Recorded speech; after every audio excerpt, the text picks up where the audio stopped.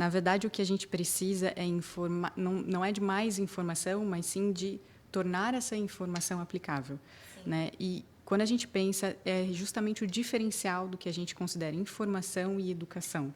Então, as pessoas, na verdade, recebem muita informação, mas aquilo não é aplicável para ela e não está, muitas vezes, direcionado ao que ela busca. Então, aquela citação que eu fiz lá no começo, falando sobre a qualidade do caqui e tal, e direcionando para o meu público, é exatamente isso. As pessoas não precisam saber mais que, de certa forma, de forma geral, elas sabem que a laranja é fonte de vitamina C, que a acerola é fonte de vitamina C. Mas por que a vitamina C é boa para o caso dela em especial? Sim. Então, quando as pessoas conseguem entender que aquilo pode ser aplicável à rotina dela e que aquilo, a forma de usar isso a favor da sua saúde acontece, então a informação é gravada, né? Então, e aí sim a gente atingiu o objetivo educacional.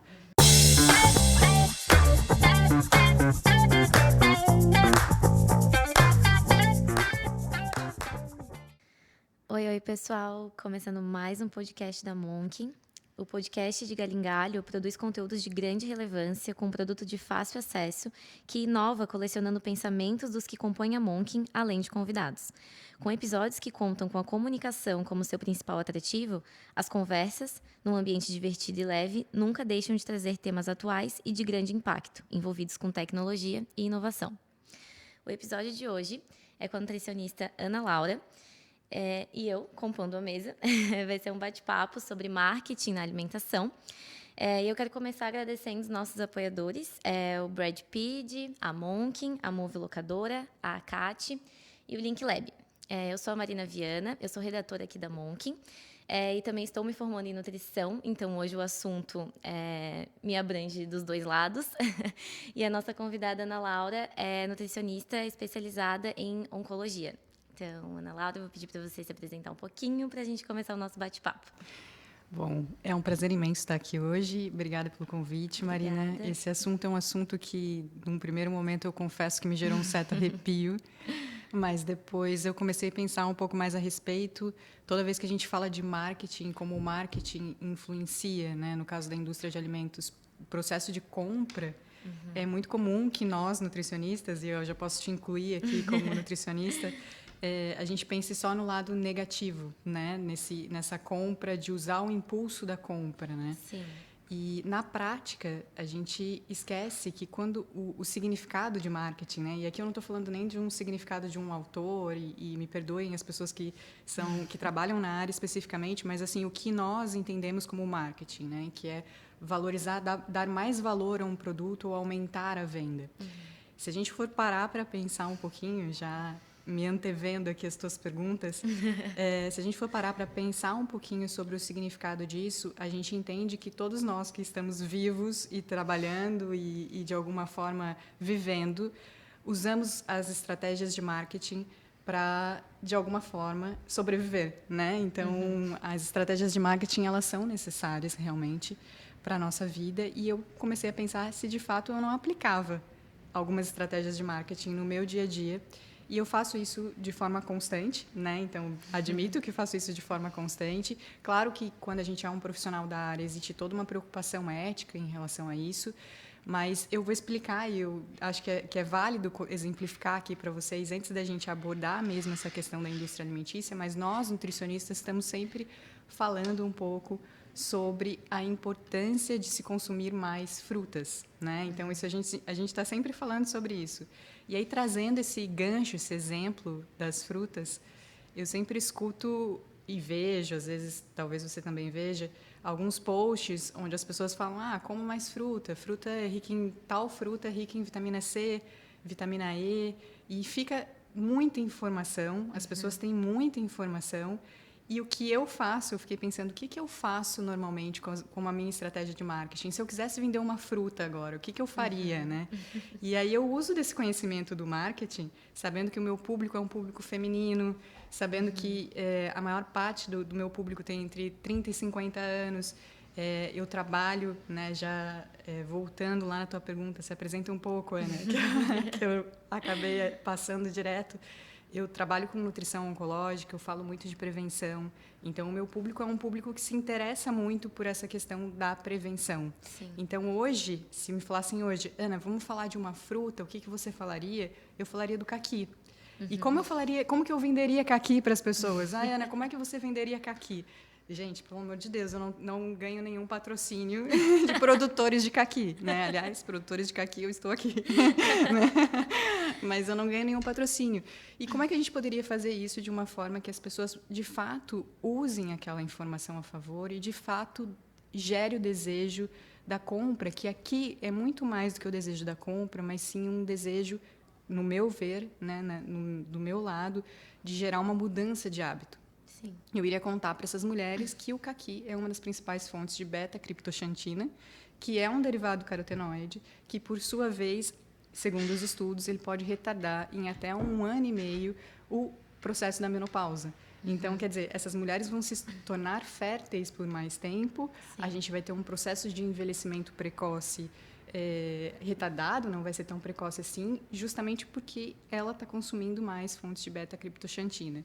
E o estudo que chegou a essa conclusão dizia que o consumo deveria ser de 400 miligramas ao dia e o caqui tem 300 miligramas a cada 50 gramas e, em média, um caqui tem 100 gramas. Ou seja, a gente consegue consumir um caqui a quantidade de beta-criptoxantina que a gente precisaria para o dia. Então, quer dizer, quando eu transformo essa informação de uma forma que as pessoas conseguem entender a validade dessa informação para aplicar a aplicabilidade disso no dia a dia dela, eu mudo totalmente, né? Eu poderia simplesmente ter dito que elas conseguiriam retardar a menopausa. Sim. E dessa forma, a informação já seria muito benéfica. Mas a partir do momento que eu agrego informações científicas, eu também gero uma credibilidade. Sim. E, na verdade, eu estou gerando um marketing em relação ao meu trabalho. Intencionalmente, né?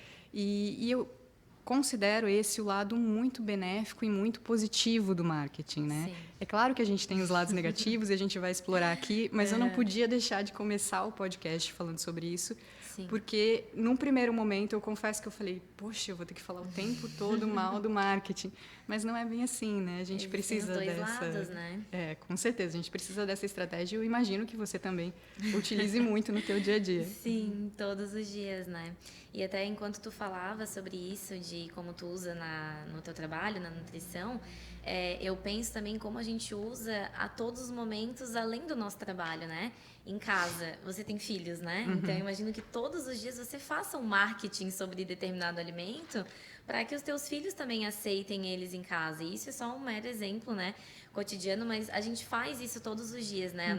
As nossas tentativas de convencimento para alguma coisa, elas estão relacionadas com alguma abordagem do marketing. A gente quer convencer uma pessoa a fazer algo ou a não fazer algo, então a gente sempre tem que colocar em xeque os prós e contras daquele alimento, daquela atitude, né, daquele medicamento, enfim, do que a gente queira que aquela pessoa consuma ou não consuma, né, para algum motivo. Então, o marketing, ele é um tipo de abordagem, né, um tipo de venda, e não necessariamente uma venda com valor, né, mas uma venda de uma aceitação, de uma ideia. De uma ideia, isso mesmo. Eu acho que o grande lance, o grande desafio que a gente tem é que quando a gente fala de um alimento de verdade, né, de uma fonte natural, a gente dificilmente tem empresas, né, grandes produtoras de marketing trabalhando em cima disso, né? Quem trabalha em cima do marketing do alimento de verdade é de fato nutricionista, né? O produto alimentício conta com essa possibilidade e aí muitas vezes isso acaba se tornando uma concorrência desleal, principalmente para um público que não é treinado do ponto de vista educacional em relação à nutrição, né? Então, nós não recebemos uma educação nutricional de berço, não é o comum, né? Não é cultural isso. Então, realmente é algo que acredito que a gente vai discutir um pouquinho mais aqui para trazer essas informações. Eu não vou me extrapolar aqui, eu vou te deixar imagina, à vontade. Você é convidada, você que manda hoje no papo, mas também me veio à cabeça agora, pensando como as frutas, né, e vegetais, enfim, eles não têm embalagem, né, e quando eles têm, nunca diz ali, como tu citou agora sobre o caqui, as fontes desse alimento, por que eles podem nos beneficiar. É simplesmente uma cesta, né, com aquele alimento ali para a gente pegar. Claro que se pensar na questão toda de sustentabilidade, né, claro que não faz sentido colocar embalagens em frutas e vegetais. Sim. Mas talvez, né, se a gente tivesse um pouco mais, talvez, de cartazes, né, nas feiras, estratégias nesses locais onde se compram esse tipo de alimento, talvez a gente conseguisse abranger um pouco mais de pessoas interessadas nesses tipos de alimento. Mas daí a gente vai também um pouco para a da nutrição, onde, por conta, né, da nossa dieta ocidental, né, da maioria da população, não é palatável, né? Então, é muito difícil você convencer alguém a consumir um caqui por dia pelo simples fato dele melhorar, simples, eu quero dizer entre aspas, né? Dele melhorar a fertilidade. Por quê? Porque talvez 90% das pessoas não estejam interessadas em melhorar a fertilidade. Por quê? Porque não são mulheres, porque não querem ter filhos, porque não querem ter filhos naquele momento, porque já tiveram filhos. Então, são né, inúmeras itens que a gente pode citar aqui que não vão fazer sentido para essa pessoa naquele momento.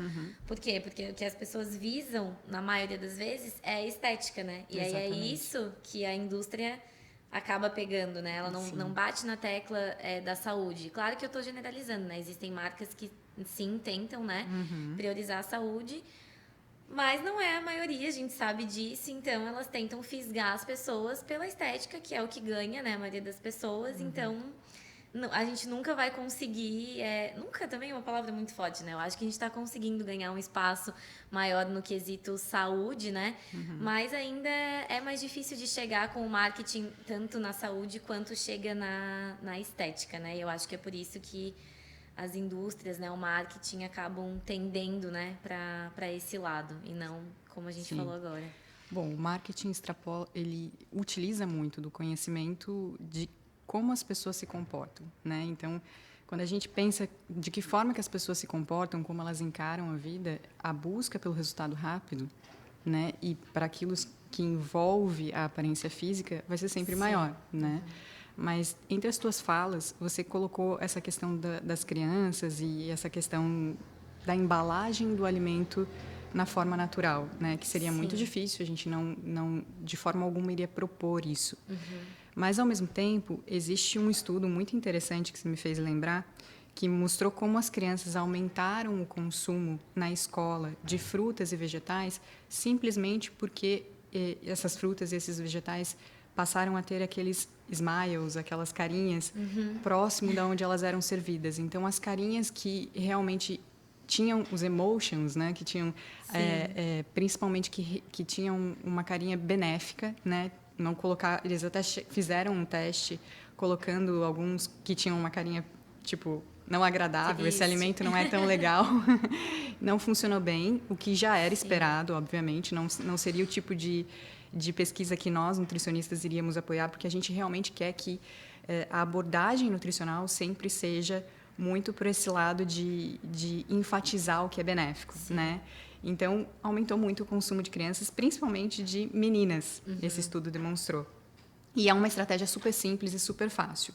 Então, acredito que existem muitas possibilidades, mas, além de falar dessas estratégias benéficas, eu acho que é importante a gente enfatizar o outro lado do marketing, que eu acredito que é o que o pessoal quer saber, como é que a indústria alimentícia utiliza aí de uma série de estratégias que muitas vezes a gente não percebe. E quando eu falo a gente, eu estou incluindo eu como nutricionista, né? Então, assim, as estratégias são inúmeras, são estratégias visuais, são estratégias que envolvem, às vezes, quando é possível, né, o cheiro, quando é possível, envolve a audição. Então, a propaganda ela é toda pensada, as cores são pensadas, e também as mensagens subliminares, que a gente diz assim, né, o que aquele produto te aproxima, né, o que aquele alimento te aproxima, ele te traz uma sensação de fazer parte de uma tribo, de repente, de um grupo de pessoas que têm saúde, que são saudáveis, e aí a gente vê o advento da rede social auxiliando muito nesse processo todo, né? Então, marcas que utilizam disso através de blogueiras de que estão relacionadas à saúde, com corpo definido. Sim. Então, isso tudo acaba embutindo uma ideia de que o alimento é saudável e, às vezes, não é tão saudável assim, ou não seria tão bacana para um consumo de forma recorrente, Sim. mas é uma estratégia de marketing que funciona muito bem, né? E ela é muito, eu diria, ela é pouco percebida, assim. Por mais que as pessoas percebam o public post, Sim. né? Elas ainda não percebem tudo que envolve essas estratégias de marketing. Sim. Trabalhando com isso cotidianamente, né, a gente capta mais também as formas de abordar a pessoa, né? Porque no meu caso, eu sou a pessoa que aborda enquanto Pois redatora, né?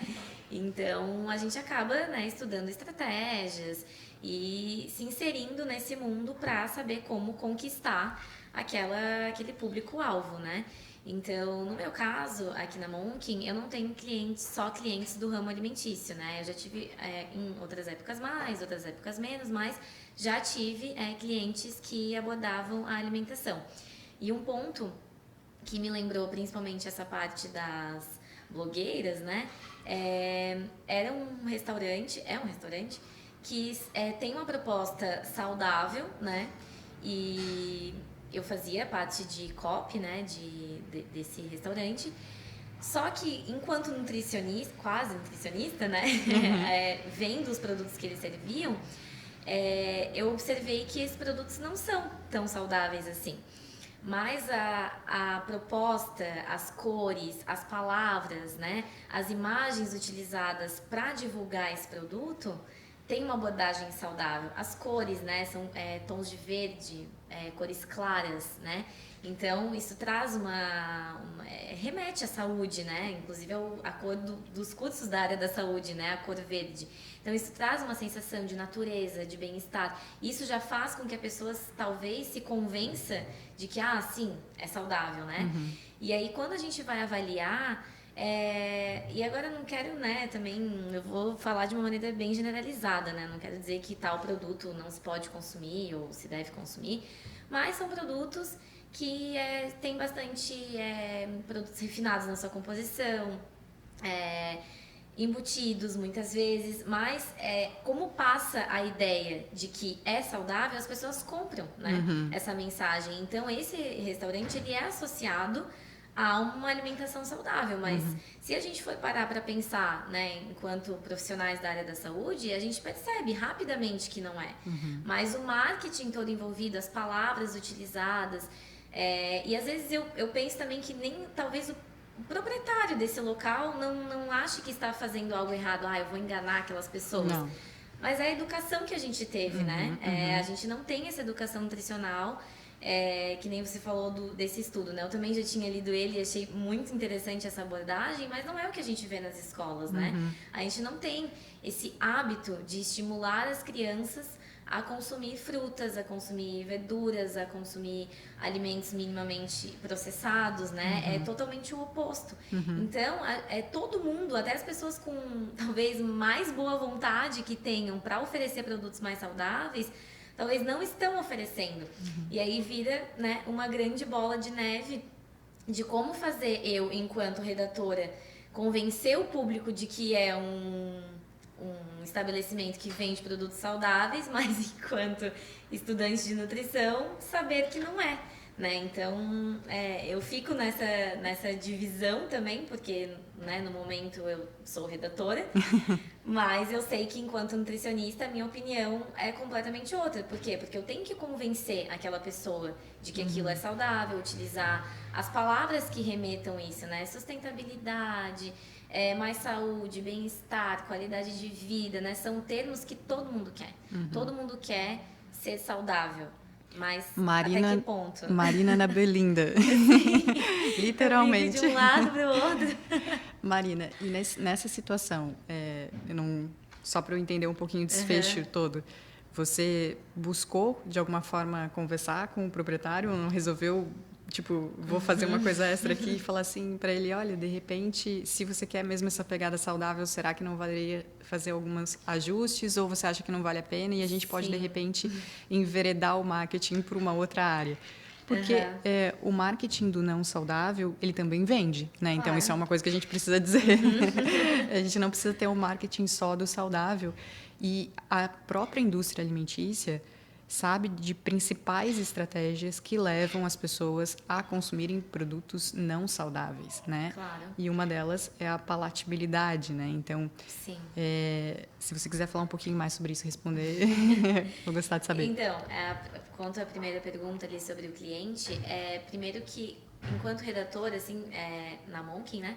Só para o pessoal ter um pouco mais de noção de como funcionam os processos, eu sou quase que a etapa final dessa produção.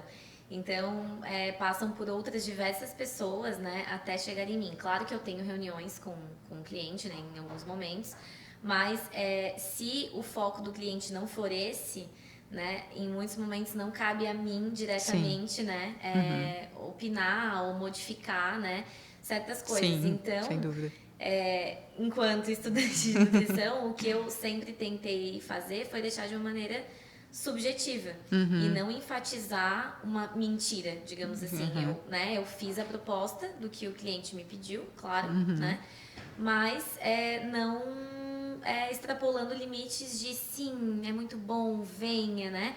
É aquela coisa mais subjetiva mesmo, né? Uma coisa mais, como eu posso explicar, assim...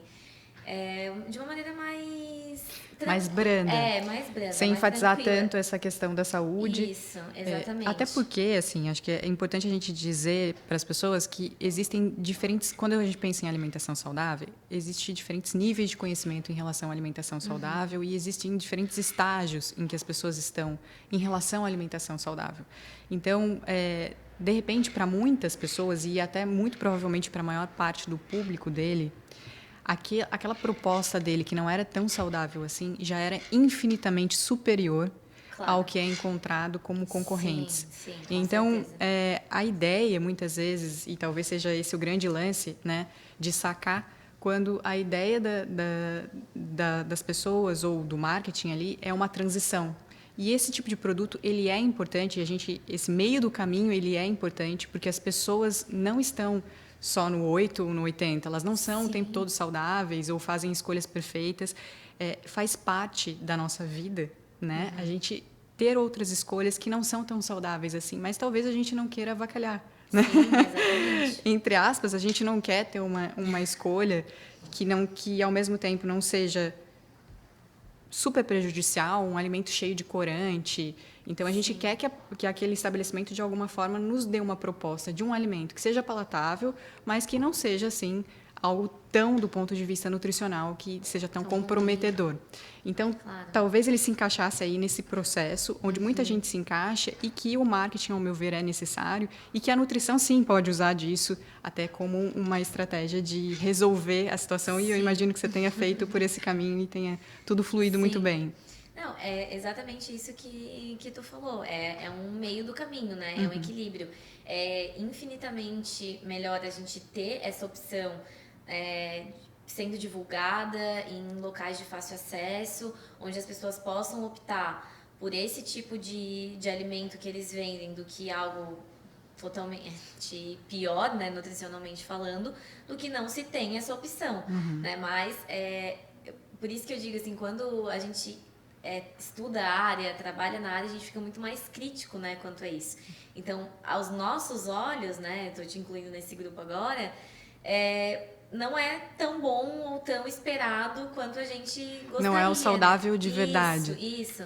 Mas, né, para o grande público, né, para a maioria das pessoas que não entende de fato, né, não teve essa educação nutricional, é importantíssimo que a gente tenha essas opções no meio do caminho. Mas voltando àquilo que tu falou sobre também as cores, né, os cheiros, né, os sons que o marketing também usa, né, de artimanhas, aí a gente acho que puxa para o lado negativo, né?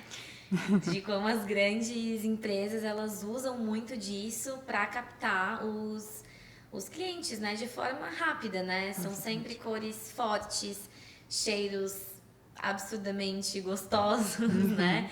Os sons também, que normalmente são os sons mais agitados, né? São transições, às vezes, nas propagandas também muito rápidas, que geram essa ansiedade, né? Essa vontade de buscar algo muito rápido, né? Muito fácil, muito prático ali para matar essa vontade, né? E o som, só fazendo um adendo, tem o som do próprio alimento, né? Então, um alimento crocante, aquele som que a propaganda pega da batata quebrando, aquilo realmente abre o apetite. Claro. E o marketing sabe disso, né? Então, utiliza de todas esses conhecimentos e memórias que a gente tem para realmente fazer a venda, valorizar o produto. E é interessante, Marina, já emendando esse assunto em relação à palatabilidade do alimento, existe sempre essa discussão. O sabor natural, né, o alimento natural, ele não é tão agradável quanto o alimento industrializado, o produto industrializado. Em grande parte se dá porque a gente tem uma proporção de gordura e açúcar no alimento industrializado, na maior parte deles, né? Claro que a gente tem outros com outras propostas, mas que geralmente geram o que a gente, entre aspas, né, diz como vício alimentar para o público em geral. Na verdade, essa questão do vício alimentar dentro da nutrição ela é muito discutida, porque não existe, de fato, uma relação de vício com o alimento igual existe com a droga, né? Mas, na verdade, o que a gente estimula é o sistema hedônico, que a gente chama que é o sistema de prazer, que ele, por incrível que pareça, né, e como a maior parte das pessoas que nos ouvem já devem ter percebido, o sistema hedônico ele se sobrepõe ao sistema de homeostase. Então, a gente poderia funcionar só numa sensação de saciedade, a gente parava de comer, numa sensação de fome, a gente comeria. Esse é o sistema de homeostase. Só que, em vez disso, muitas vezes o sistema hedônico, que é o sistema de prazer, se sobrepõe. Então, você já está satisfeito.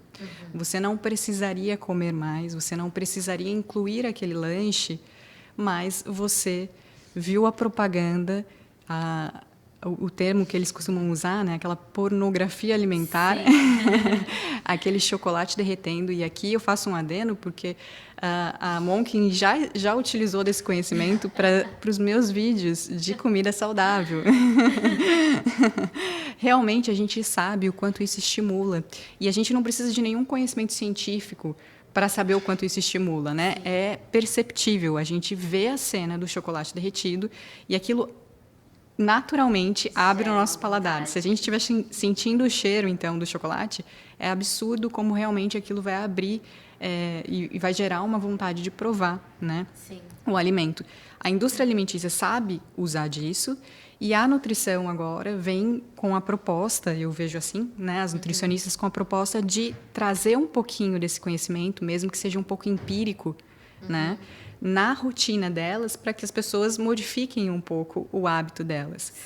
A nossa grande preocupação do ponto de vista nutricional é que essa proporção alta de gordura e açúcar, ela está muito relacionada com doenças, mas principalmente com uma alteração do paladar. Então, quanto mais eu consumo alimentos que têm uma proporção grande de açúcar e gordura e de sal também, né, ou outros componentes aí que a gente poderia citar, eu menos vou sentir o gosto natural dos alimentos. E menos vou conseguir captar o gosto natural dos alimentos. A gente tem o quinto sabor, que é o glutamato, né? O glutamato monossódico, que é adicionado em muitos produtos alimentícios, que justamente ele dá aquele sabor que as pessoas acham incrível e elas querem repetir, né? E a gente muitas vezes direciona isso como um vício. Justamente porque elas querem repetir, mas não pelo vício em si, de todo aquele processo químico que acontece no cérebro, mas simplesmente porque elas querem repetir a experiência que a percepção de sabor dá, né, para essas pessoas. Então, isso é muito doido e isso faz parte do marketing alimentar. E ele pode e é usado para produtos que são saudáveis ou não saudáveis. Os não saudáveis, principalmente, utilizam desse conhecimento. Mas agora, com as pessoas buscando mais para uma alimentação saudável, além desse marketing alimentar, a gente tem o marketing nutricional, que é as pessoas extrapolarem, né, e para a embalagem do produto, informações que podem gerar uma venda.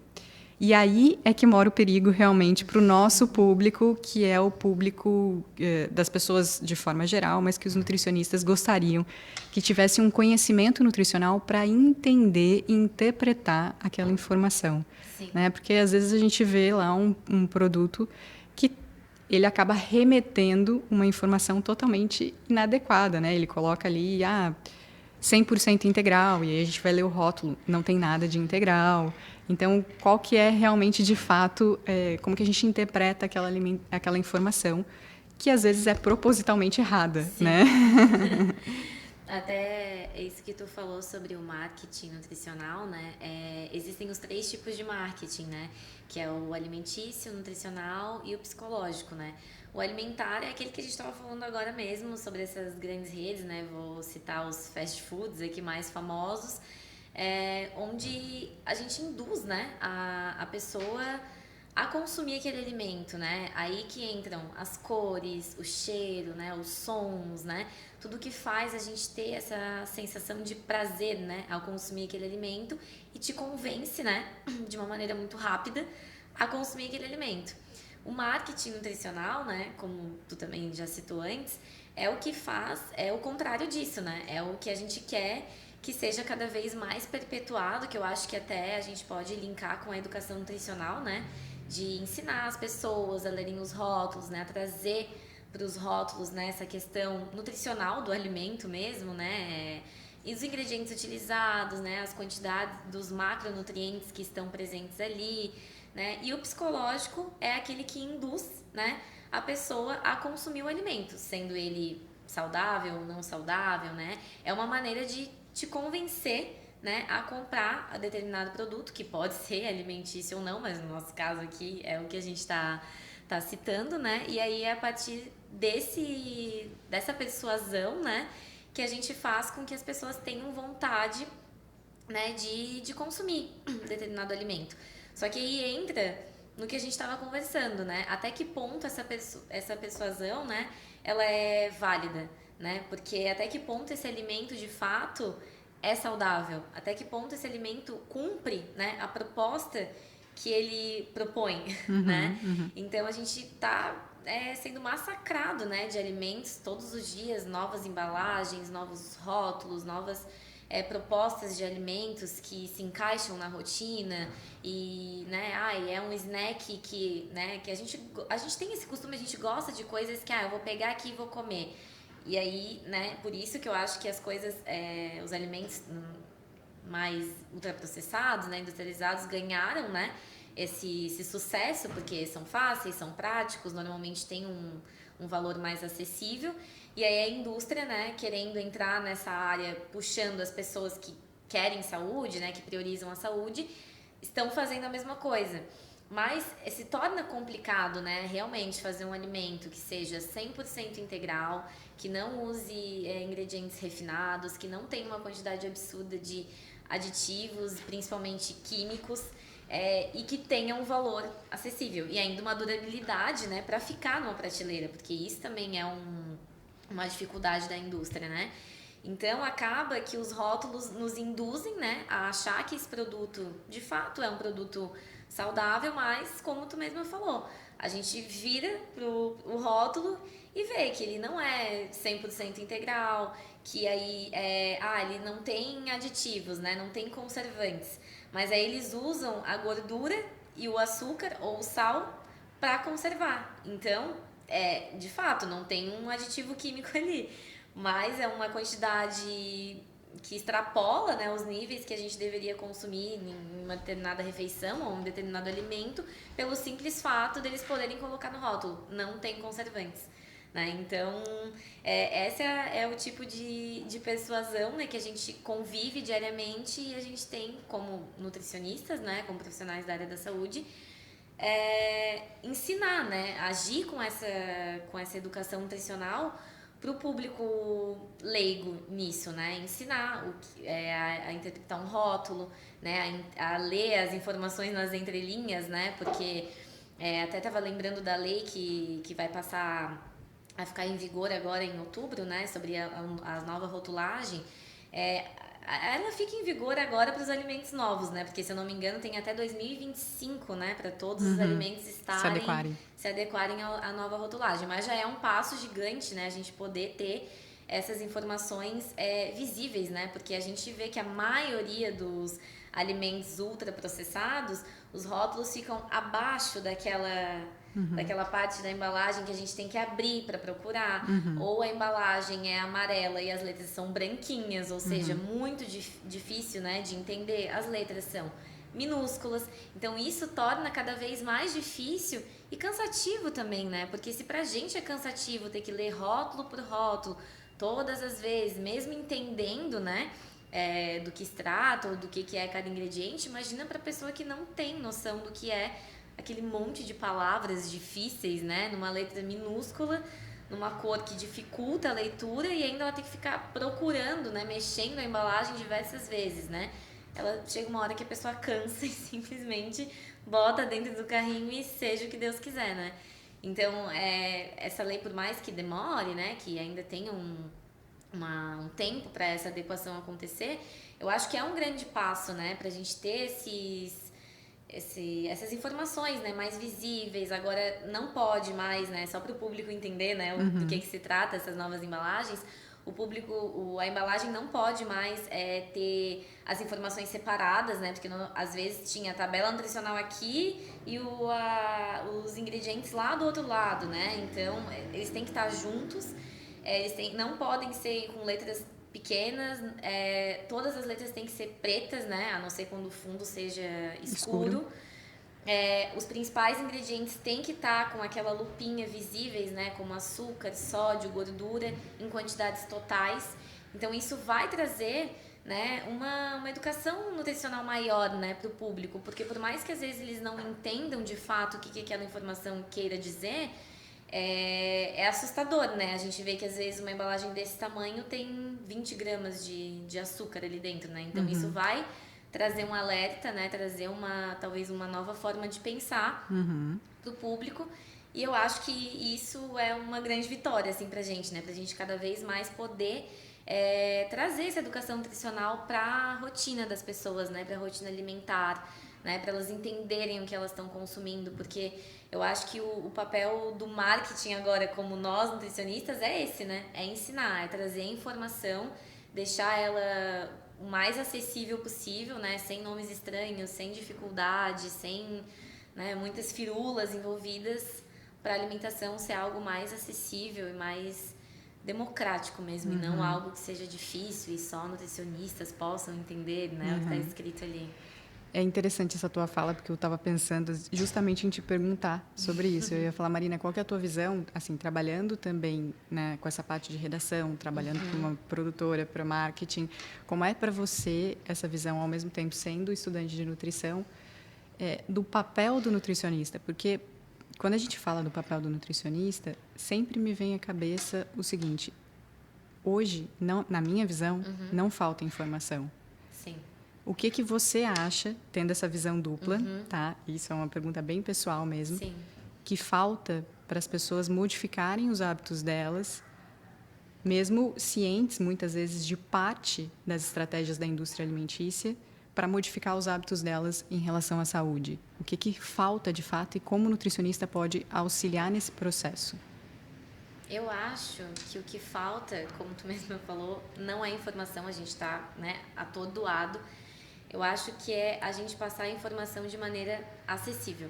Porque o que eu vejo na internet, principalmente, né, e não falando de profissionais, assim, do público geral, de pessoas que querem falar sobre alimentação, é trazer talvez até uma misticidade, assim, né, junto, de que um profissional é que pode te ajudar para isso, um profissional é que pode te adequar a isso. Enquanto, na verdade, claro, a gente tem o nosso papel, né, fundamental como um profissional, mas para outra coisa, né? Para educação nutricional, a gente não precisa ser pago, digamos assim.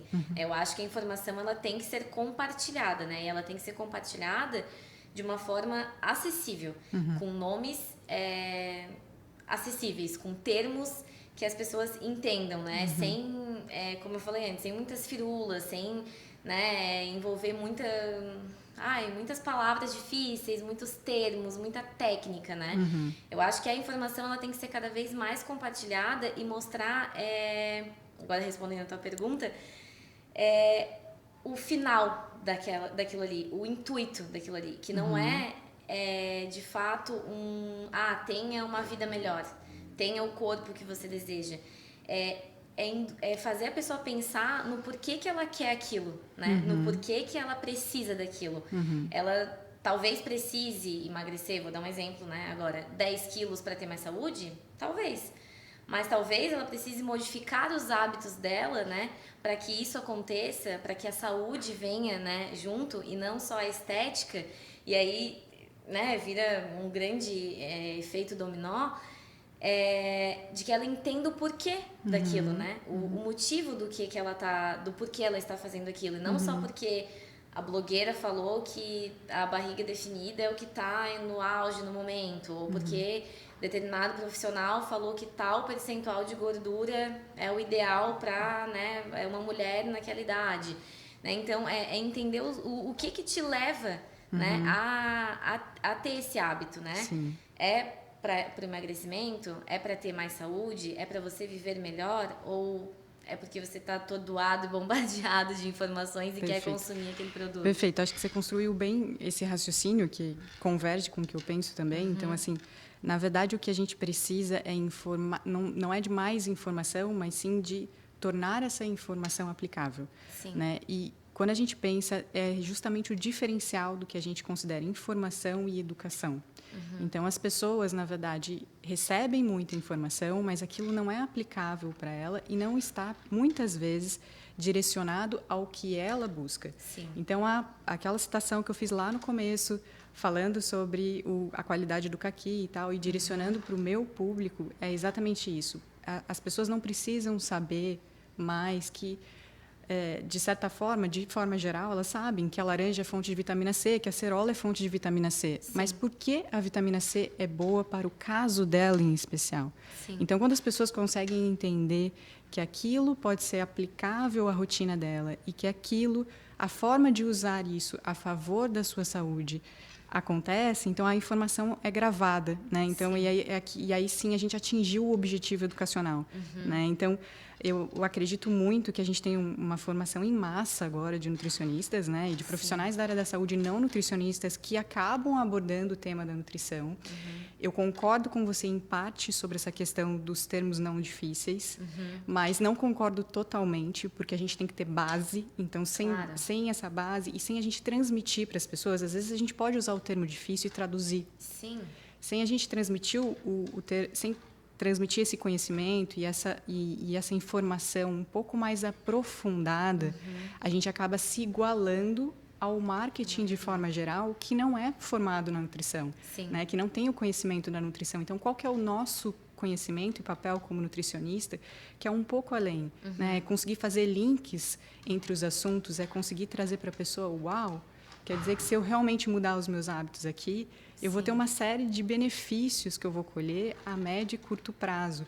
Porque senão fica muito uma proposta do tipo, coma bem porque você vai morrer bem, porque você vai... a sua vida vai envelhecer saudável. É uma proposta muito ampla. Eu quero saber hoje como é que isso pode resolver os meus problemas hoje. Como é que isso pode me trazer algo mais palpável. Então, quando a gente direciona as nossas estratégias de marketing como nutricionista, digamos assim, obviamente, gente, eu estou falando brincando aqui, tá? Não é estratégias de marketing, a gente não enxerga assim, né? Quando a gente propõe, mas quando a gente fala com o nosso público, a gente tem que mostrar para eles, de alguma forma, que aquilo é aplicável, né? E que aquilo vai, de fato, gerar resultados. Sim, né? Eu concordo plenamente com isso que tu falou. A gente tem que ter base, né? Principalmente base científica, né?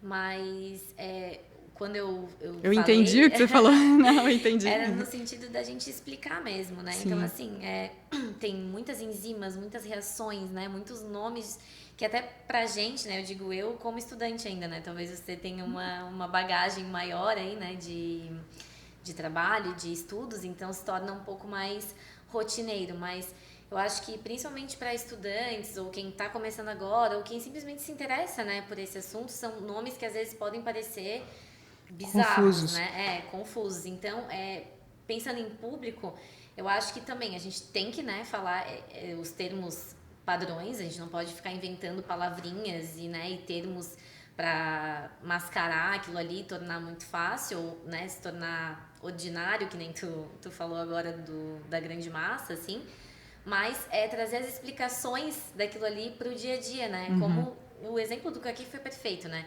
Tu trouxe toda a base científica, mas tu conseguiu direcionar exatamente para o que ele pode ser benéfico, né? Ou seja, para um grupo de mulheres, né, que podem entrar na menopausa mais cedo ou querem, né, serem férteis por mais tempo, né, digamos assim. Então isso resume, né? Mas tu trouxe ainda a informação científica, eu acho que é isso, é aliar, é traduzir.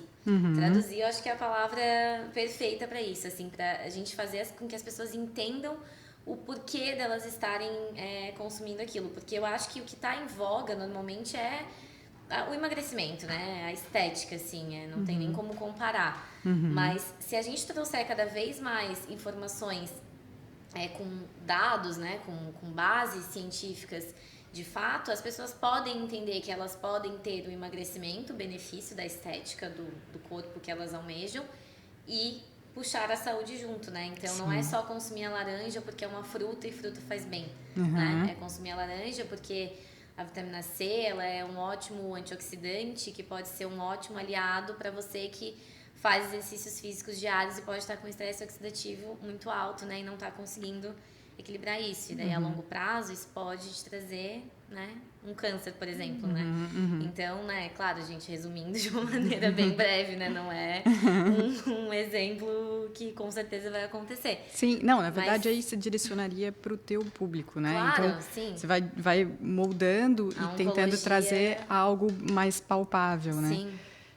Na verdade, eu te fiz essa pergunta porque eu observo muito que às vezes é uma falha e não de forma alguma não uma crítica, porque de fato quando a gente pensa nas pessoas que acabaram de se formar, por exemplo, eu sempre digo que não importa aonde você está naquilo que você está aprendendo, você nunca vai saber o suficiente. Isso é um fato, né? Então, até te respondendo essa questão que talvez seja mais familiarizada, eu acho que falta muita coisa para eu aprender, mas assim, no sentido de que a gente sempre pode contribuir, né? E o nutricionista, ele tem esse papel de contribuir, e eu quero realmente fortalecer que mesmo que seja não formado, né, só pelo fato de estar recebendo essas informações, pode e deve contribuir, o teu Instagram é incrível, então realmente isso pode ser feito e deve ser feito. Mas eu realmente quis enfatizar essa questão de transformar essa informação em algo aplicável, porque eu vejo que é isso que realmente a gente tem dificuldade, né? Então, senão a gente fica com um monte de informação solta que, em vez de ajudar, atrapalha, porque às vezes elas se contradizem, né? Então, aí a pessoa fala assim, poxa, mas um nutricionista falou que é bom para isso, o outro falou que não é bom para isso, que talvez deveria ser melhor consumir outra coisa. Então, realmente, quando a gente direciona, a gente facilita a compreensão e gera o processo educativo. Acho que dos assuntos que a gente falou, Marina, eu me lembro que tinha algumas perguntinhas que o pessoal tinha me passado. Tem alguma coisa que você queira explorar um pouquinho mais, que ficou faltando? Eu acho que a gente abordar a questão dos alimentos fit. Acho que a gente não falou sobre isso, né? Porque a gente entrou no marketing, mas aqui é um assunto que gera conversa para 5 horas, né? Vou fazer vários episódios de podcast aqui. Mas eu quero voltar um pouquinho nessa parte dos alimentos fit, né? Porque esse termo eu acho que já está até caindo um pouco, né? Mas ele ainda vive quando a gente fala de alimentação e nutrição, né? As pessoas sempre, quando querem fazer uma receita, né? Ou algo que seja mais saudável, elas colocam o termo fit, né?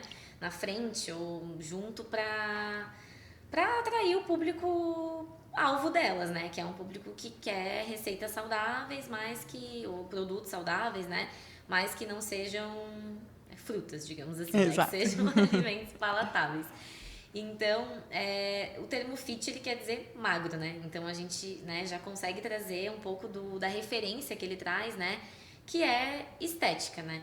Então, o que eu percebo desse marketing associado a alimentos fit, e não só fit, mas eu acho que inclui vários termos, né? Low carb, sem glúten, sem lactose, né? Que, enfim, deu um boom, né?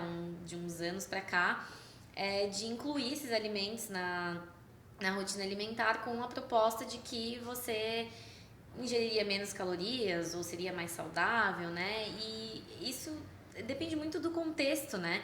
Então as marcas, elas abusam desses termos, né? Que para quem procura emagrecimento, estética, né? Magreza, um corpo perfeito, atrai muito fácil, né? Porque sem, né? Remete que é menos, né? Menos alguma coisa. Então sem glúten, sem lactose, gera uma rápida associação, mesmo que subconsciente, de que é menos calórico, mais saudável, né? Algo nesse sentido.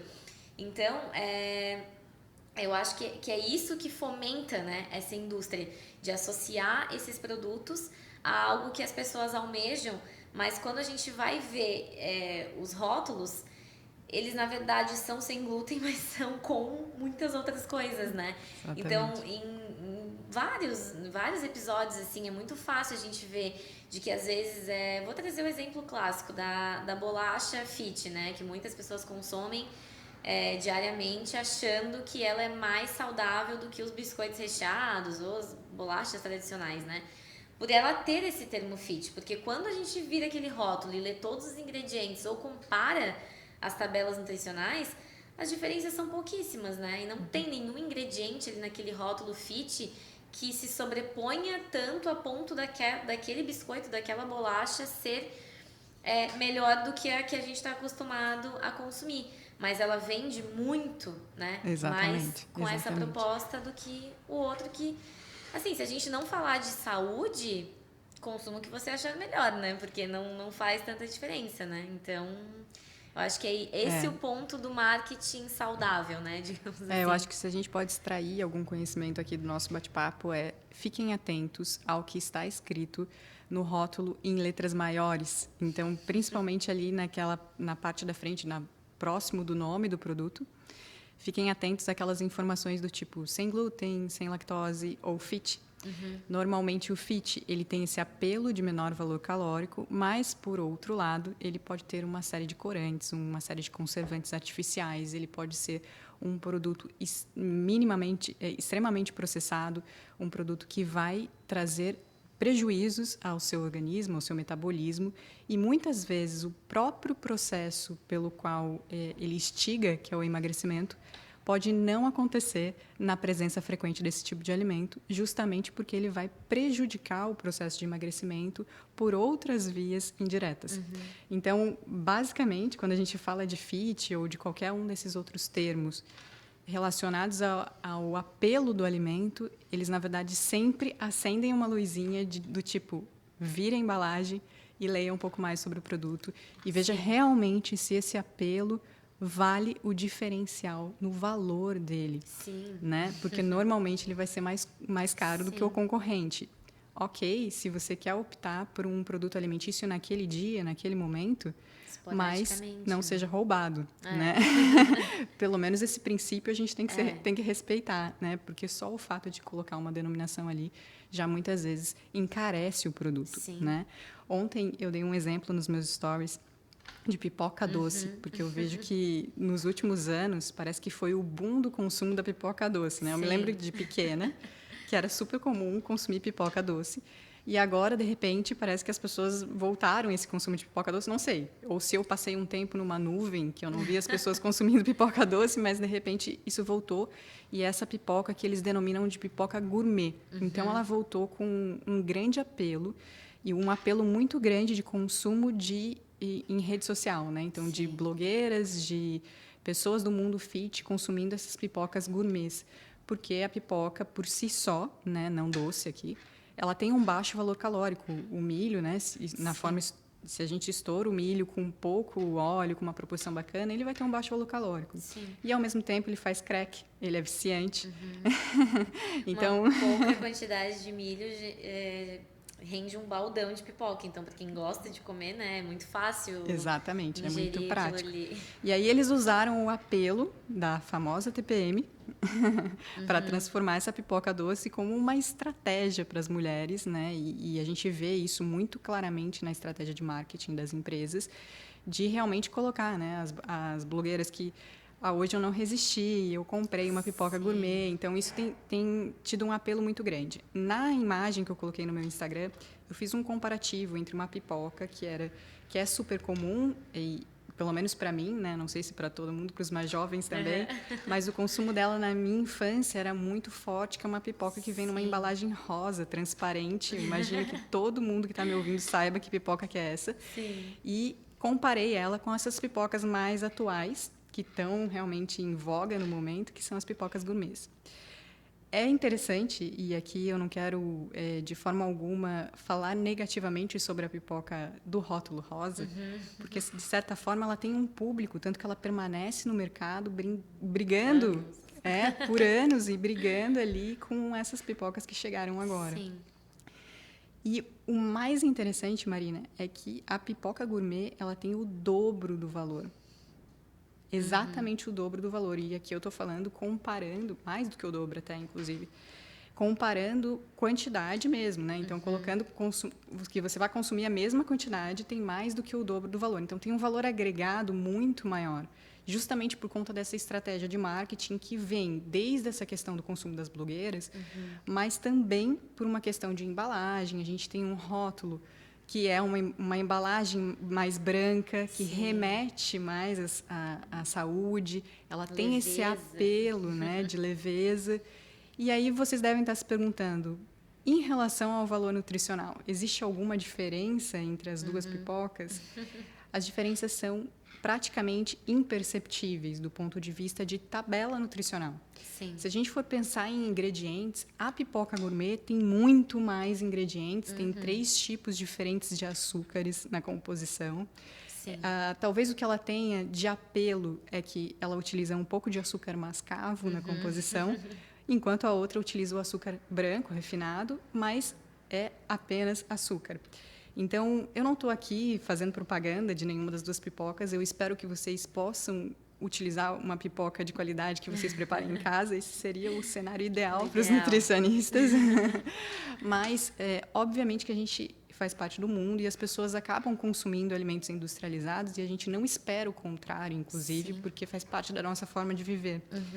Então, quando as pessoas forem fazer essa escolha, eu diria que aqui, nesse caso, elas escolham pela questão do paladar, ou, né, tem gente que vai ter uma preferência pela canjica de milho, que aí tem uma outra forma, ou que elas escolham decorrente realmente de um conhecimento de que elas estão pagando mais caro por causa de uma ideia que é agregada em relação a um produto que, de fato, não procede. Ele não é superior do ponto de vista nutricional em relação à pipoca tradicional da canjica de milho.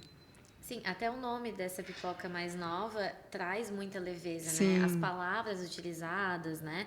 Então, tudo é um conjunto, né? Como você falou, a embalagem é super clean, né? Então, isso já traz uma sensação de limpeza, leveza, né? Uma coisa mais saudável, né? Os termos utilizados, os sabores, né? Que são diferenciados. E aí, tudo isso dá uma falsa impressão, né? De que, nossa, é muito saudável. E é justamente como você falou, tem muito mais ingredientes. Eu acho que, não sei nem se nesse caso, ela não é um milho não transgênico, porque eu acho que é a única coisa que seria... Sim, é milho não transgênico. Mais aceitável, Mas assim. a pipoca da embalagem rosa também. Ah, então, fui refutada, nem isso. Então, nos dois casos, de fato, é só gastar mais, né? Sim. Por uma coisa que não vai te trazer benefícios, né? De nenhuma forma, assim. Eu acho que é isso que a indústria abusa, né? E aí, isso associado às blogueiras, né? Que na maior parte não são da área da saúde, né? Eu acho que talvez eu fale um número errado aqui, mas eu acho que 98% delas não tem relação com a área da saúde, de nenhuma maneira, assim. Mas falam sobre saúde e alimentação, né? Diária. E eu acho que isso não é um problema, falar sobre alimentação, falar sobre vida saudável. Eu acho que, inclusive, é bom, né? Pra gente ter exemplos mais acessíveis, digamos assim, né? E não só médicos e nutricionistas, né? Como se fosse uma coisa muito diferenciada da sociedade. Mas até que ponto também, né? Porque elas não têm um código de ética para respeitar, né? Como os profissionais da área da saúde têm. Então, para elas, associar a imagem delas a qualquer tipo de marca ou qualquer tipo de produto é muito fácil, porque elas estão fazendo o trabalho delas, né? E não tem problema nenhum nisso. Mas o problema gera quando elas normalmente são extremamente magras, né? Mostram um corpo perfeito ali todos os dias, né? E malham e, enfim, né? Uma vida muito saudável, associadas a essas marcas que não são tão saudáveis assim, ou não são nada saudáveis, mas passam a imagem de saudáveis. E aí isso gera um confronto, né? Como a gente falou anteriormente. São muitas informações. Então, tá, a blogueira disse que é muito bom, mas eu já vi um nutricionista dizendo que não é. Mas a blogueira que disse que é muito bom tá com a barriga chapada, né? Uhum. E a nutricionista que disse que não é muito bom, o corpo dela não é o principal. Ela fala de saúde. O que que eu quero? Eu quero, generalizando, eu quero uma barriga chapada, eu quero um corpo bonito, eu quero me sentir bem com o meu corpo. Então, é muito fácil cair nessas armadilhas, né? Nessas informações que são passadas. Então, por isso que, mais uma vez, a educação nutricional é tão importante, né? Porque não tem problema nenhum consumir esses produtos, mas, né, com exceção, com cautela, com conhecimento de que aquilo não está proporcionando mais saúde para você. Talvez mais saúde no sentido de num sentido psicológico, né? De isso está me fazendo bem, eu estou consumindo um alimento que eu gosto, eu estou tendo um momento gratificante comendo isso. Mas a saúde no quesito fisiológico, não, né? É só mais um alimento que você está consumindo. E esse é o ponto, né? É a gente entender, né? Eu acho que o entendimento, o conhecimento é o principal, né? Nesse caso, né? Da pessoa só simplesmente saber o que ela está consumindo, sem enganação, sem pagar mais caro por algo que não vai trazer nenhum benefício, sem associar com leveza, sustentabilidade, né, saúde, sendo que não tem nada a ver com isso, né? Então a gente acaba sendo pego numa mentira, digamos assim. Com certeza. E uma outra coisa que eu tinha separado aqui pra gente falar é sobre a educação alimentar, né, na infância. Porque eu acho que essa talvez seja a nossa grande sacada, né? Educar as crianças, né, para que elas, né, sejam adultos que tenham entendimento, né? E até, mais uma vez, né, falando, você tem 3 filhos, então talvez você viva isso, né, todos os dias, né? É um trabalho árduo, né? Eu imagino, porque se pra gente se convencer de que tal alimento, né, não é legal de colocar na rotina, que a gente tem que, de fato, fazer escolhas, né? Muitas vezes as escolhas não são para agradar, né? E sim para, né, a gente ter uma alimentação mais saudável e não só tão saborosa, e não dizendo que uma alimentação saudável não é saborosa, mas, né, a gente até comentou sobre isso, né? Os alimentos que não são saudáveis, os fast foods, eles são infinitamente mais palatáveis do que uma fruta, por exemplo, né? Então a gente tem que ter esse processo de educação mesmo, né? Para entender o porquê de fazer essas escolhas e tornar isso uma coisa agradável e não só uma cobrança, né? Mas eu acho que a educação das crianças é muito importante, porque falando da minha geração, né? Até de mim mesma, eu não cresci com essa ideia de alimentação saudável, eu não tive esse tipo de educação em casa. Sempre, né, tive uma base alimentar, né, porque hoje eu acho que está muito mais em voga os fast foods, né, as comidas ultraprocessadas, assim, do que talvez na minha geração e na sua e nas demais, né. Mas eu já tive isso, eu já tinha muitos alimentos à minha disposição, assim, né, eu podia escolher. E eu vi o quanto isso me causou, né, quando eu cheguei na adolescência, quando eu tive mais noção, né, do que era de fato uma alimentação saudável, quando eu entrei na faculdade de nutrição, né, o quanto isso me abriu os olhos e o quanto é difícil a gente se desvencilhar de certos hábitos, né, porque não é só um alimento porque é bom, né, porque eu comia na casa da minha avó, é porque eu comia com os meus primos, né, isso traz uma memória também, né. Então, eu acho que enquanto a gente puder, né, educar as nossas crianças quanto a isso, a gente vai ter uma população muito mais saudável, né, enquanto adulta, e isso vão gerar muito menos danos, né, a longo prazo. Mas eu imagino que seja difícil concorrer com as prateleiras coloridas e chamativas, né, todos os dias, assim. Exatamente. Marina, sobre o assunto crianças, eu tenho uma opinião que existem 2 pontos importantes. O primeiro ponto é a questão da imitação. A criança aprende imitando, ela observa o que o adulto faz. Então, o entorno dela, a questão social dela e, principalmente, nesse caso, a questão familiar é extremamente importante, porque é a partir dali que ela vai começar a desenvolver os hábitos de vida dela. Então, qualquer estratégia nutricional para a criança que não envolva os pais está fadada a falhar. Então, basicamente, as crianças imitam o comportamento dos pais e o segundo ponto importante é a questão das escolhas. Você citou o papel das escolhas, né? O quanto é difícil, porque a gente tem muitas opções, mas eu costumo dizer que com crianças a gente direciona as escolhas. Então, é diferente de você chegar para o seu filho e perguntar no supermercado: filho, o que é que você gostaria de comer hoje à tarde? Agora, você pode chegar no supermercado e falar para o seu filho: qual fruta você gostaria de comer hoje à tarde? As crianças precisam de direcionamento para as escolhas delas. E nós, como pais, né, temos responsabilidade em relação a esse direcionamento. Claro. O que falta hoje, do ponto de vista de educação nutricional, é esse direcionamento, principalmente porque a nutrição ainda está atrás, por exemplo, do conhecimento e do hábito da higiene bucal. Ninguém pergunta, ninguém questiona, nenhum adulto questiona se é necessário ou não pedir para a criança escovar os dentes. Sim. Todo mundo sabe da importância de escovar o dente. Você vai deixar seu filho 2 dias sem escovar o dente porque ele resolveu que ele não vai escovar os dentes? Né? Sim. E por que a gente deixa as crianças 1 semana sem comer fruta porque ela resolveu que não vai comer fruta? Veja bem, eu não estou colocando essa associação aqui dizendo que a gente tem que obrigar as crianças. Mas se ela ficou 1 semana sem comer fruta, muito provavelmente ela ficou 1 semana sem ter oferta de fruta. Ah, eu ofereci para a criança. Mas o alimento natural, ele não pode ser oferecido sem estar à disposição dela na mesa, pelo menos inicialmente nos primeiros anos de vida. Né? Então, a gente pode dizer aí que até os 6 anos, muitas vezes, a gente tem que estar colocando esse alimento ali de uma forma que seja atrativa do ponto de vista visual para ela, Sim. da forma que ela possa agregar para a criança, né, um plus de consumo. Agora, se eu deixar a fruteira ali, claro, é importante, né? Mas para uma criança muito pequena, só a fruteira em si pode ser que não gere essa curiosidade se eu tenho um contexto alimentar que não é tão saudável. Se eu tiver um contexto alimentar que é saudável, os meus filhos, eu deixo a fruteira ali e, na verdade, eu volto depois e não tem frutas. Eu estou rindo e dei uma olhada para o pessoal da Monkin, porque eles sabem disso, isso é uma informação verdadeira. Sim. Então, realmente, eu deixo a fruteira ali, eles vão comer. Né? Mas é diferente, eles estão num ambiente, eu diria, um pouco controlado, é quase um estudo científico ali, né?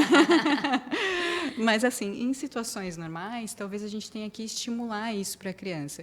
E eu sei que dá trabalho, porque os pais têm muitas prioridades, eu, como mãe, sei que são muitas preocupações, mas, ao mesmo tempo, esses hábitos vão ser levados para o resto da vida. E nesse momento inicial da vida, e a gente tem, na nutrição, a gente fala muito dos primeiros 1000 dias, né? Que é até os 2 anos de vida da criança, que é um período de vulnerabilidade, onde a criança é muito suscetível ao que a gente está fornecendo para ela de alimentos. Então, por isso que nesse período de 2 anos de vida, a gente evita oferecer qualquer coisa que tenha açúcar, alimentos industrializados, justamente porque a gente está nesse processo de formação. Mas eu recebo muita pergunta nas minhas redes sociais do tipo: tá, Ana, mas eu fiquei até os 2 anos sem dar nada de açúcar para o meu filho e hoje ele ama açúcar, ele tem 4 anos e ama açúcar. Gente, a ideia de ficar esses 2 anos sem ofertar nada para o filho de açúcar é para que ele tenha capacidade de perceber um paladar suave, para que ele tenha capacidade de sentir prazer com um alimento natural. Sim. E não quer dizer que ele não vai gostar do produto alimentício. Não se iluda, né? Então, o produto alimentício, ele é atrativo, ele vai ser sempre atrativo, a gente vai ter sempre essa sobreposição do prazer. Então, o que, na verdade, a gente tem que oferecer é uma estrutura que proporcione para essa criança condições de fazer boas escolhas.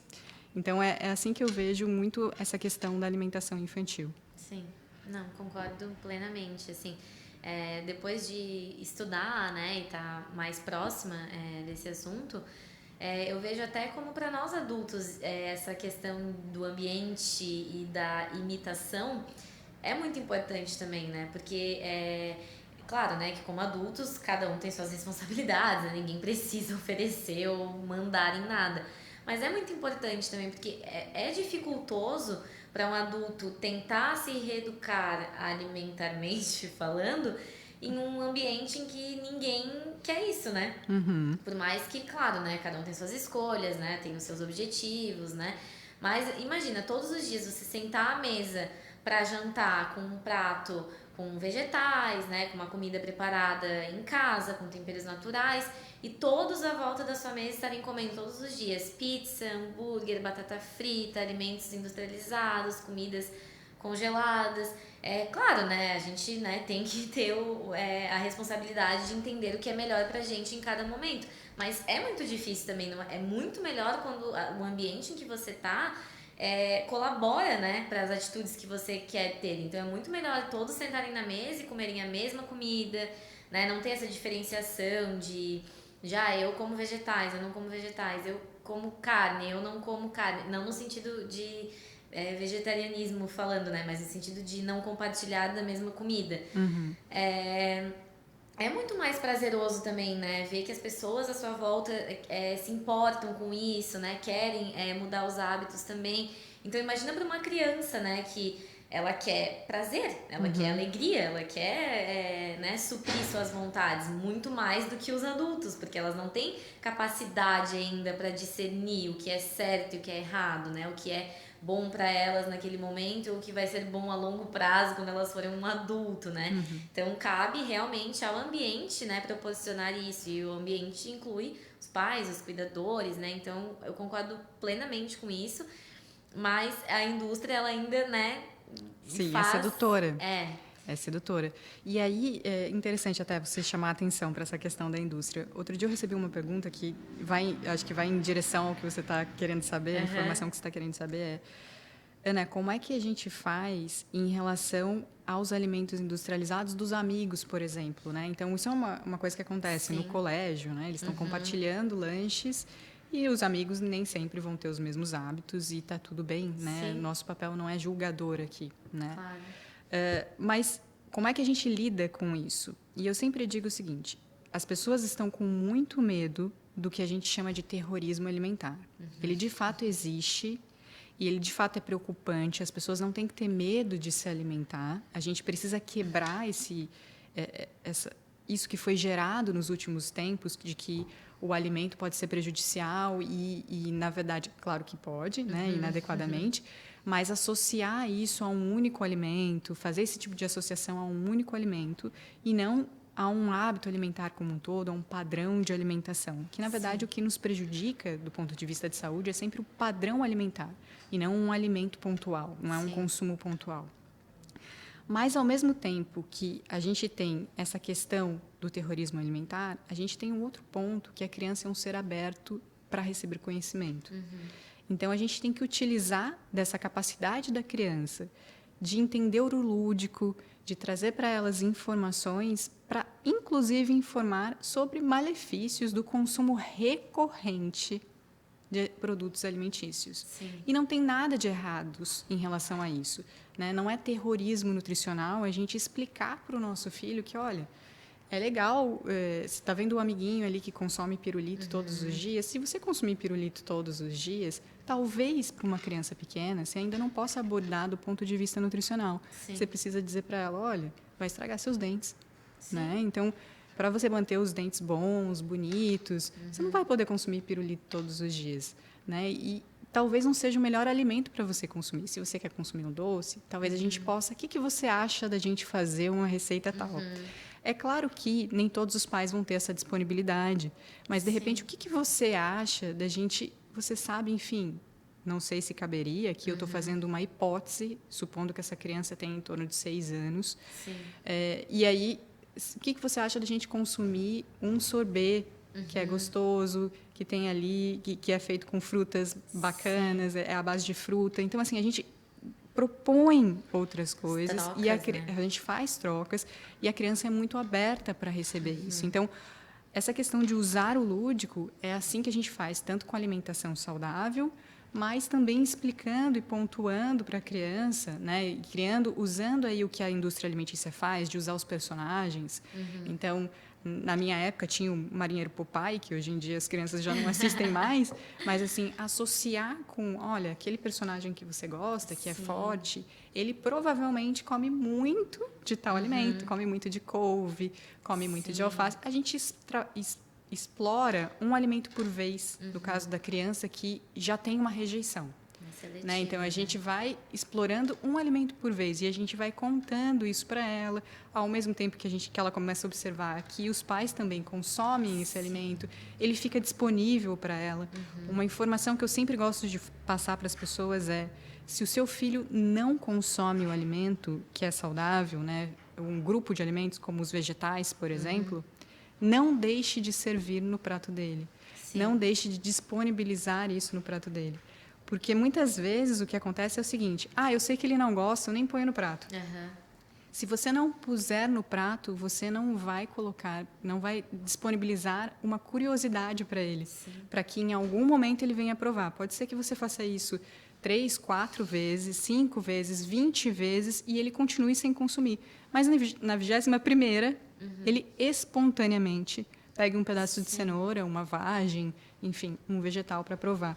E aí você quebrou, né, uma barreira que existe e você começa, então, a iniciar nos passos de reconstruir esse hábito, se ele não foi feito desde o início, lá, desde os primeiros 1000 dias. Sim, a repetição, de fato, ela é um artifício muito bom a ser explorado na alimentação, né? Tanto de crianças quanto de adultos, porque muitas vezes a gente mesmo, né, cresceu sem comer muito determinado alimento, mas quer introduzir na alimentação, porque percebeu que, né, pode ser vantajoso para a sua saúde ou para o seu estado de saúde naquele momento, né? Vamos dar o exemplo do caqui de novo.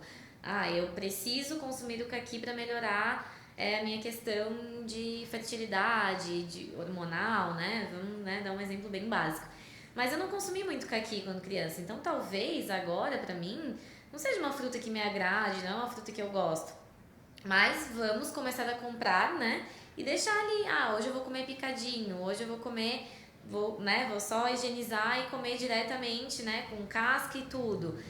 Hoje eu vou tentar fazer um doce, vou colocar na panela com um pouquinho de especiarias, né? A gente tem que usar desses artifícios até pra gente mesmo, porque tem alimentos que a gente não teve costume de consumir, né, que a gente não tem, às vezes o costume mesmo até na nossa região, né, digamos, no Nordeste, no Norte, existem frutas que a gente às vezes nunca nem viu, né, então, quero começar a consumir aquela fruta, eu vou, né, me mudei, vou morar em outro lugar, ou eu fui viajar para lá e gostei e quero começar a consumir, né, a gente tem que usar desses artifícios para se acostumar o paladar, porque não é fácil, né, muitas vezes simplesmente, eu quero consumir tal fruta, eu vou começar a consumir, né? Às vezes não é assim, nosso paladar não tá também direcionado a todos os alimentos que existem, né? A gente sempre vai ter as preferências, né? E assim, eu dei exemplos de frutas, mas, né, existem diversos alimentos que a gente não tem costume de consumir e com o hábito, né, se torna mais fácil, né? Vou dar até um exemplo meu de que quando eu descobri que eu tinha intolerância à lactose, eu nunca tinha consumido muitos alimentos, porque sempre o mais fácil era colocar derivados de leite no pão, consumir o café com leite de vaca, né? Então, o meu repertório alimentar, eu acho que ele se multiplicou em 1000 depois que eu descobri a intolerância, porque não porque, eu negava, mas porque se eu tinha uma opção que era cômoda pra mim, eu já conhecia o sabor e me agradava, e outra opção que eu nunca tinha provado, e por mais que fosse boa, pudesse não me agradar, eu ia na cômoda, né? A gente sempre vai no que é mais fácil, no que é melhor pra gente. No que é seguro. O marketing utiliza muito disso, dessa necessidade básica, a segurança, né? Então, o meu repertório alimentar, ele aumentou de uma maneira gigantesca. Por quê? Porque não é que eu tive, mas eu quis, né? Pra não ficar com um repertório tão reduzido. Então, comecei a provar bebidas vegetais, produtos veganos, dar o exemplo de hummus, né? Eu já tinha consumido esporadicamente, mas eu não fazia na minha casa, né? Eu não tinha esse hábito de consumir esse tipo de alimento. E os benefícios que trazem, né? consumir as oleaginosas com mais frequência, né? Consumir outros tipos de leguminosas que não só o feijão, porque, né, o brasileiro principalmente consome muito feijão cotidianamente, mas existe a lentilha, existe o grão de bico, né, o amendoim, que também é uma leguminosa. Então dá para aumentar esse repertório, né, sem tirar alimentos, apenas incluindo novos e de outras maneiras, né? Talvez você não goste do grão de bico cozido sozinho com sal só, mas no hummus ele pode se tornar infinitamente mais atrativo você incluir esse alimento, né? Então, acho que é aumentar repertório, né? Já até fugimos um pouco do assunto de marketing aqui, mas eu acho que essas estratégias são importantes, né? Pra gente driblar, né? Essa questão de sair do comodismo, né? Sair dos alimentos que estão ali, né, muito expostos e ir para os que estão menos expostos ou que tem os rótulos menos atrativos, né? Porque uma pergunta que eu recebo muito no meu Instagram é sobre intolerância à lactose, porque por muito tempo eu foquei muito nesse nicho e as pessoas sempre lembram de mim quando se trata de intolerância. O que eu vou passar no pão agora que eu não posso mais comer derivados do leite? Sendo que eu acho que existem 3 ou 4 derivados do leite que a gente passa no pão e eu acho que uns 30 que a gente pode passar que não são derivados do leite, né? Então é por falta mesmo, né? De ofertas, ou de procura, ou de, né, fornecer mesmo essa informação de que determinados alimentos podem ser incluídos de outras maneiras, né? E, enfim, né? Isso aí dá um pano pra manga, já dá até outro episódio de podcast. E eu não sei se os teus seguidores ontem colocaram dúvidas ou perguntas pra gente falar aqui um pouquinho. Eles colocaram um pouco daquilo que a gente já acabou abordando, que na verdade, eu tenho uma seguidora que é nutricionista, não atua como nutricionista, mas ela falou que não conseguiu resistir à propaganda do cachorro-quente e comprou outro dia, mesmo ciente de toda nitrosamina, uma série de compostos Sim.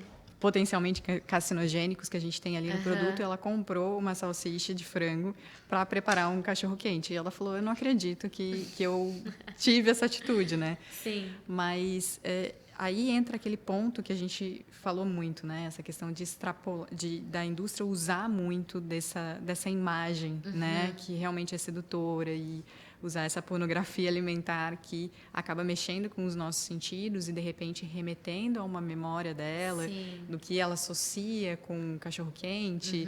A gente está em época de festas juninas que recentemente aconteceram, festas julinas agora. Então, a gente tem muito essas memórias, né? E é natural que, muitas vezes, o nosso corpo busque por isso e a gente não queira uma alternativa saudável. A gente queira, de fato, provar aquele alimento e ser, de alguma forma, transportado para aquele momento. Sim. Então, eu sempre digo que não existe uma alimentação 100% saudável. A gente vai, inevitavelmente, fazer escolhas que não são tão bacanas ao longo da vida. A grande questão é que, quando a gente pensa em saúde, o padrão alimentar faz toda a diferença. Então, repetir bons hábitos todos os dias e, quando ter uma atitude, ter uma escolha não tão saudável, retomar com mais rapidez ao hábito saudável, é isso que vai te diferenciar e ditar a tua saúde, né?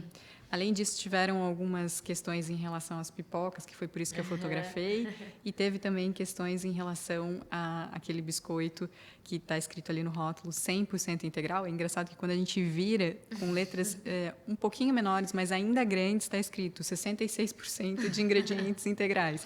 Então, quer dizer, nem o próprio biscoito em si tem uma concordância da informação. E aí a gente vê uma série de aditivos, açúcar, uma série de componentes que não são, do ponto de vista nutricional, não levam a essa proposta de fit. O biscoito tem até o nome fit, né, para remeter. O que eu achei interessante já é que o biscoito não estava na área fit do supermercado. Então, isso já foi bom, porque o próprio supermercado, de certa forma, falou, não, isso aqui não é fit, e colocou ele lá ao lado dos biscoitos recheados.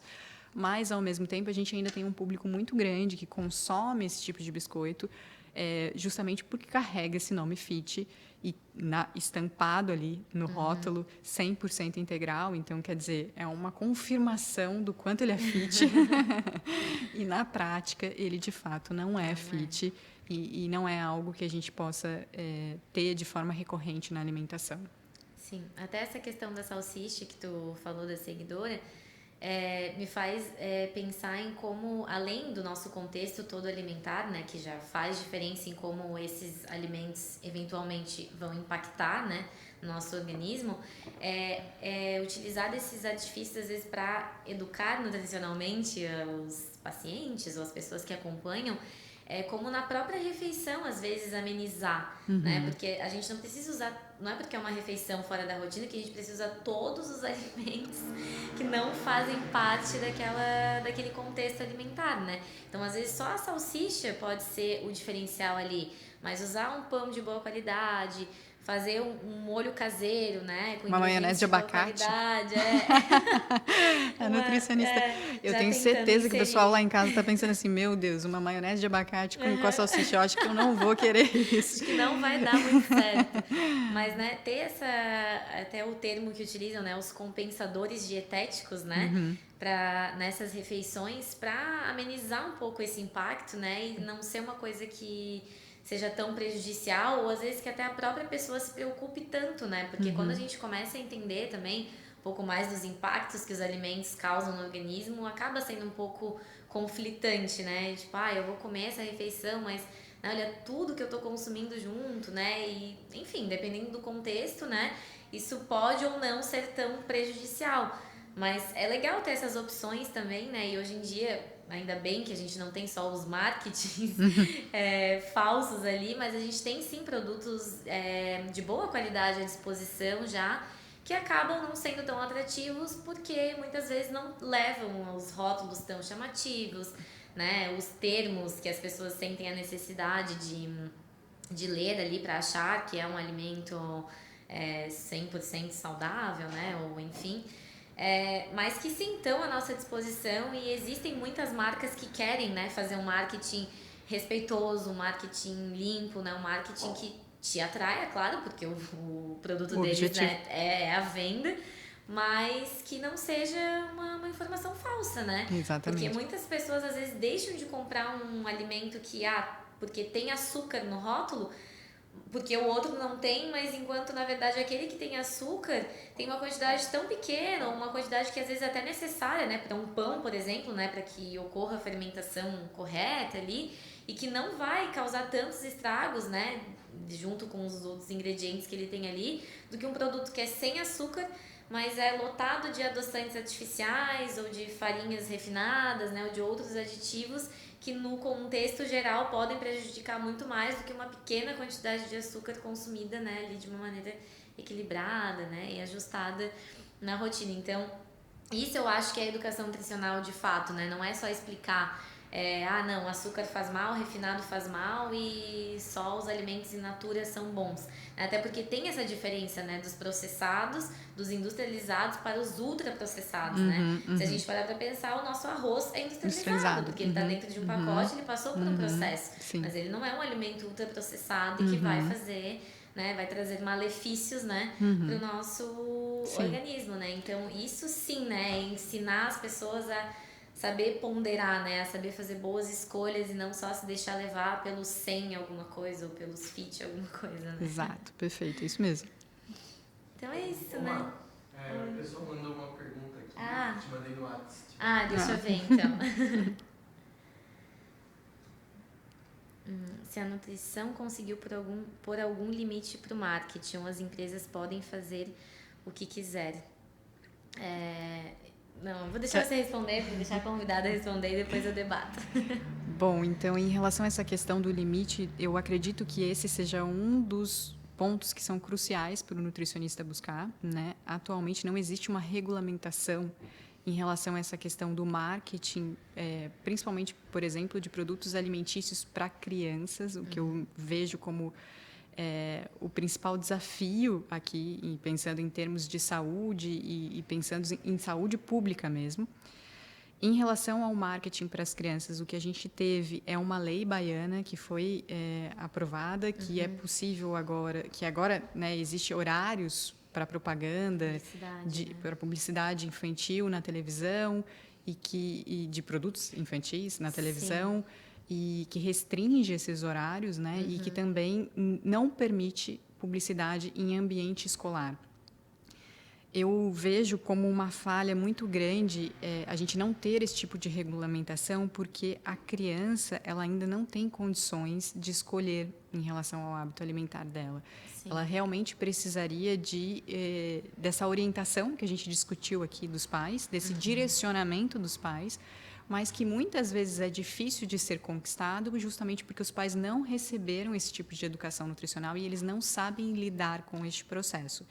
Então, por elas estarem nas etapas mais suscetíveis da vida e pela incompreensão delas, ao meu ver, como nutricionista, como profissional da área da saúde, seria necessário realmente que houvesse uma regulamentação disso.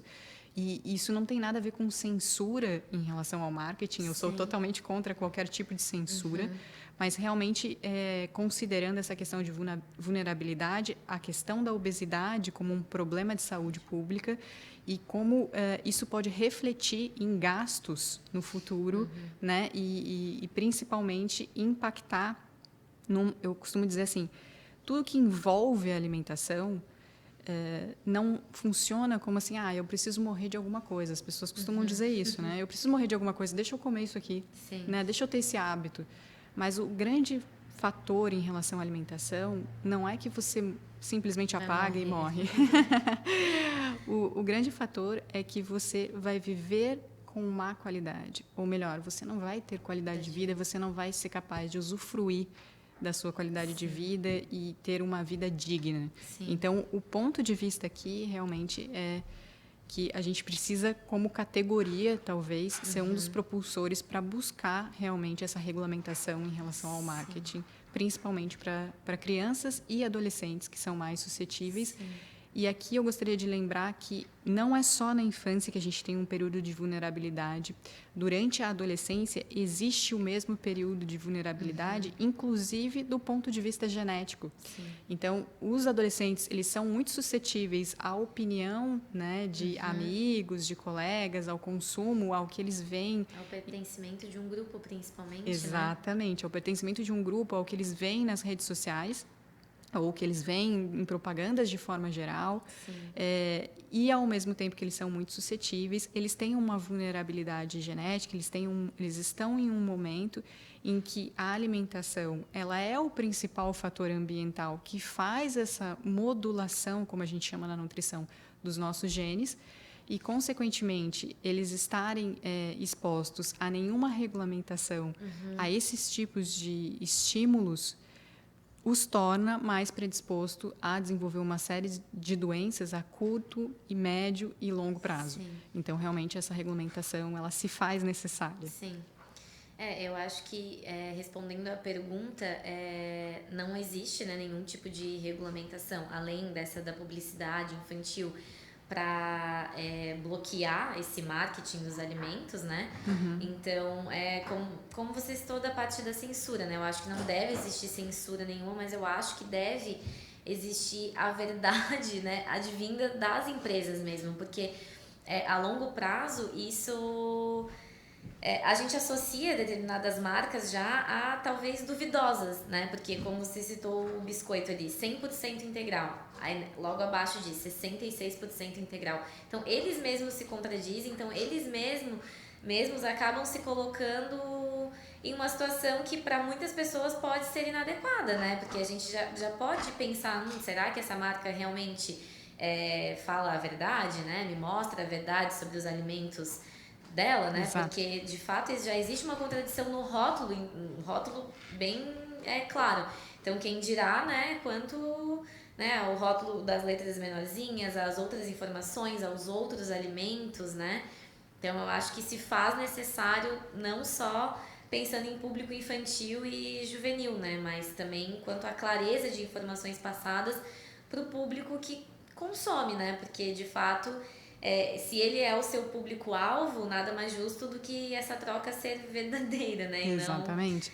Aí, nesse caso, eu acredito que são 2 pontos que são importantes de serem tratados, que é a regulamentação e a fiscalização. Sim. Então, na verdade, não adianta a gente ter uma regulamentação se a gente tem um número gigantesco de produtos alimentícios sendo lançados e disponíveis no mercado e a gente não tem fiscalização desse tipo de propaganda, né? Desse tipo de incitação que eles colocam no rótulo. Mas o que me preocupa especialmente com as crianças realmente é todo o marketing, não só do produto, mas o marketing que envolve a venda do produto, de colocar disponível em locais baixos no supermercado, colocar o brinquedo como... foco, né? Exatamente, como um brinde, que na verdade é o que gera a compra, né? E muitas vezes... E muitas vezes não, né? E na maior parte dos casos, pais despreparados para lidar com isso do ponto de vista educativo, né? Então, são frentes que a nutrição precisa, de fato, tomar posse para que, de alguma forma, a gente consiga controlar até uma questão de saúde pública. Sim, essa questão da saúde pública eu acho que é o principal, porque isso é a longo prazo, né? Por isso também quis trazer essa questão da educação nutricional na infância, né? Enquanto pequenos, né, e sendo desenvolvidos e formando, né, seus conhecimentos, né, porque de fato isso é a longo prazo, né, não é uma criança, normalmente, né, não é com 10, 12, 13, 15 anos que ela vai ter o principal foco ali das doenças metabólicas, né, ou enfim, de alguma outra doença que possa ter em decorrência da alimentação. Isso é no futuro, né? Então, normalmente na vida adulta, quando eles já estão idosos, né? E é isso que impacta tanto, né, a nossa saúde pública atualmente, onde as farmácias estão sempre com filas, né, para as pessoas pegarem os medicamentos para hipertensão e diabetes, normalmente, né? São os maiores medicamentos disponibilizados, inclusive tem convênios com farmácias privadas, né, para esses medicamentos serem distribuídos de tão fomentado, né, que essa indústria então isso é muito a longo prazo, né, então eu acho que isso acaba gerando uma certa confusão ou talvez até dando uma amenizada na situação, porque não é agora, né, não é enquanto os pais dessas crianças estão vivos, né, estão ali ativos, trabalhando na educação delas, depois quando eles são adultos, quando eles já respondem por si, né, e aí é mais difícil ainda, né, ter todo esse processo de reeducação, de educação, né, porque os hábitos já estão há muito tempo formados, né, e aí gera uma cascata de problemas, né, para a população como um geral e não somente para aquele indivíduo, né, porque, enfim, a gente sabe como a saúde pública no Brasil é caótica, né, por mais que não devesse ser. Com certeza. Mas eu acho que é isso, então, né, temos mais perguntas? Não, era meio parecida. Ah, tá. Obrigada, então, Ana, foi um prazer. Por aceitar o convite, né? Foi um prazer também te ter aqui, te conhecer pessoalmente, né? Estava falando para Ana antes que eu já acompanho ela desde que eu entrei na faculdade de nutrição, então muito legal, né? Poder compartilhar ideias, né? E ter essa troca aqui. Obrigada, Monkin, também, né? A todos os apoiadores pelo podcast. Obrigada, Marina. Obrigada pelo convite. É uma honra. Esse assunto realmente é um assunto que rende bastante, que a gente pode conversar muito sobre esse tema, principalmente porque ele acaba entrando um pouco no âmbito da nutrição. Sim. De certa forma, eu fiquei tentando puxar um pouco para o marketing, Claro. que é mais difícil para a gente, mas é uma necessidade urgente, realmente, a gente discutir um pouco mais sobre essas questões de marketing e entender que, sim, como tudo na vida, tem os dois lados. Então, foi muito bacana ter esse bate-papo com vocês e obrigada a todos pelo convite. Muito obrigada. Até a próxima.